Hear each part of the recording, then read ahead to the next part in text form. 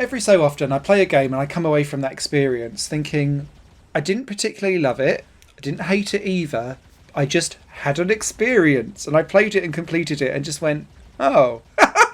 And that's pretty much how I feel having played and completed Stellatum. This is a retro shoot 'em up that's indie by name and by nature, and the reason why I was initially drawn to this is not only just like the retro shoot 'em up vibe, but it comes with a plethora of customization options, with this promise of dangling carrot of you being able to customize your own ship and take that into battle with hundreds of options.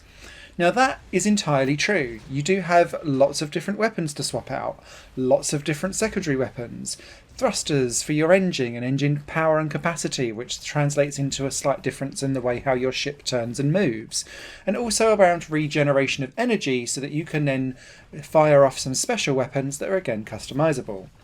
But it doesn't matter how many things you throw at the kitchen sink, if the moment-to-moment gameplay of a shoot 'em up is by the numbers and dull, then you're flogging a dead horse, and that feels like the issue that I had with Stellatum. You see, the problem that I have with this game personally is all down to pacing. Everything feels lethargic and spread too blandly and thinly for what it has to offer. And it does have a lot to offer, but when you've got a game that could be a really action-packed and succinct 4-5 hour experience, and you've decided to stretch and elongate it across like a 10 to 12 hour experience, what did become interesting and exciting becomes slow-paced and monotonous. This translates for everything. So your ship's movement feels sluggish and unresponsive. Enemy ships drift slowly into the screen and fire slowly at you as you do back at them. The background of each environment moves very slowly as you slowly drift through the world that's around you. The drop rate of all of the different things that you can collect and therefore put onto your ship or sell old parts are slowly unlocked and have very thin drop rates for anything that's actually tangibly better than what you already have.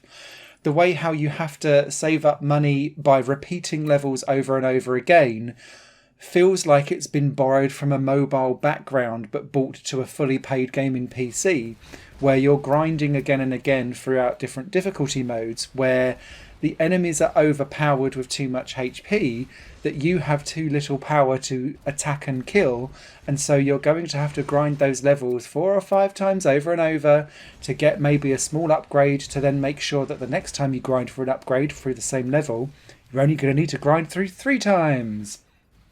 So on, so forth. And so what initially feels like just a slow-paced shoot-'em-up becomes a dirge and a grind to get through.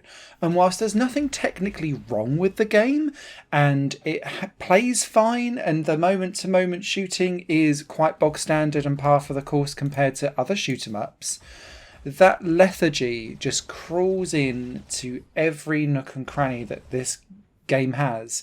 And so what momentum this game builds up is very quickly petered out because of that stretching of something too thin.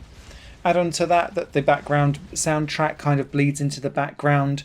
The graphics often have twinkling stars which look like bullets, and then you don't know what's a star and a bullet, and so sometimes you get some cheap deaths that feel like a graphical glitch that you didn't really understand.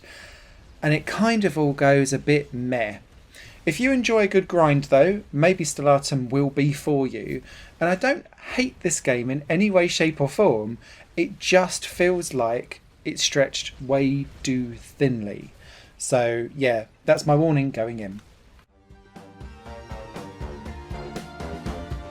Higher Plane Games is part of the Higher Plane Network, a completely independent media outlet supported by people like you.